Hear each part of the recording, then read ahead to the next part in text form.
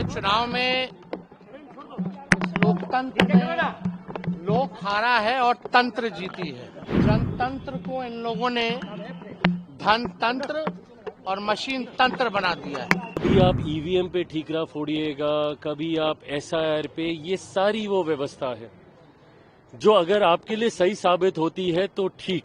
जब तक ये लोग खुद बैठ के मंथन नहीं करेंगे, इनके पांव से जमीन खिसकती जा रही है। और आज से नहीं, 2010 से खिसक रही है ये। आप सब लोग जान रहे हैं कि पिछले साल जो है चुनाव जो है संपन्न हुआ है और पिछले चुनाव में इस लोकतंत्र में लोक हारा है और तंत्र जीती है।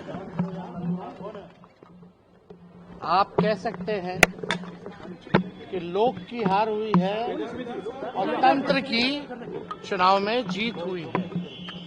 जनतंत्र को इन लोगों ने धनतंत्र और मशीन तंत्र बना दिया है। हम लोग सब लोग जानते हैं कि क्या षड्यंत्र रचा गया,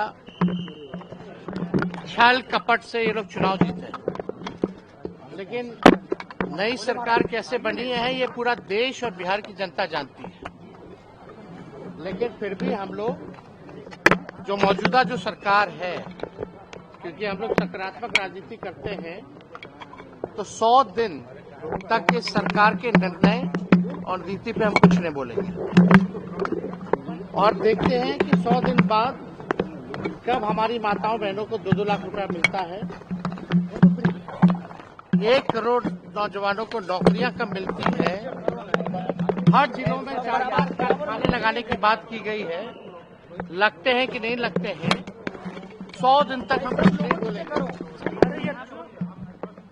और ये सरकार की जिम्मेदारी है कि जो घोषणा पत्र इन लोगों ने जो जारी किया है, उस घोषणा पत्र को जमीन पर अमल करने का काम करें। जनादेश का इस तरीके से अपमान करना ही इनके जनादेश चोरी का कारण बना है। जो ये वोट चोरी की बात करते हैं ना, इनका आधार चोरी हो गया, इनका जनाधार चोरी हो गया। और उसका कारण ही यही रहा है कि जिस तरीके से ये लोग लोकतंत्र नहीं तो तंत्र जीता, कभी आप ईवीएम पे ठीकरा फोड़िएगा, कभी आप एसआईआर पे, ये सारी वो व्यवस्था है जो अगर आपके लिए सही साबित होती है तो ठीक, बट अगर नहीं तो फिर गलत। ईवीएम से जब ये लोग अपने राज्यों में अपनी अपनी जगह पे जब कांग्रेस सरकार बनाती है, जीतती है, तो वो ठीक रहता है, बट जहां हार जाती है तो वहां पे घपलेबाजी हुई है।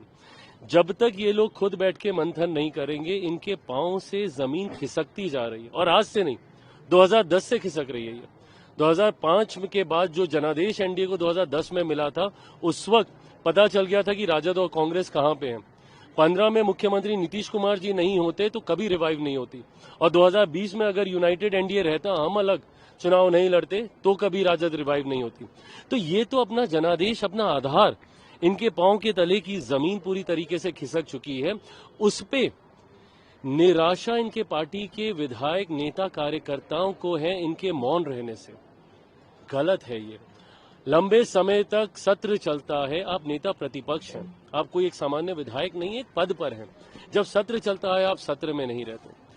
इतना लंबे समय हो गया परिणाम आए को, अभी तक आपने उसको लेकर अपने कार्यकर्ताओं को के साथ संवाद नहीं साधा, कारण नहीं बताए, चर्चा नहीं की। ये मंथन नहीं करेंगे तो आज ये लोग बड़ी मुश्किल से डबल डिजिट में पहुंचे हैं। वो दिन दूर नहीं जब संभवतः नेता प्रतिपक्ष का पद के जितनी संख्या भी शायद विपक्ष के पास ना हो।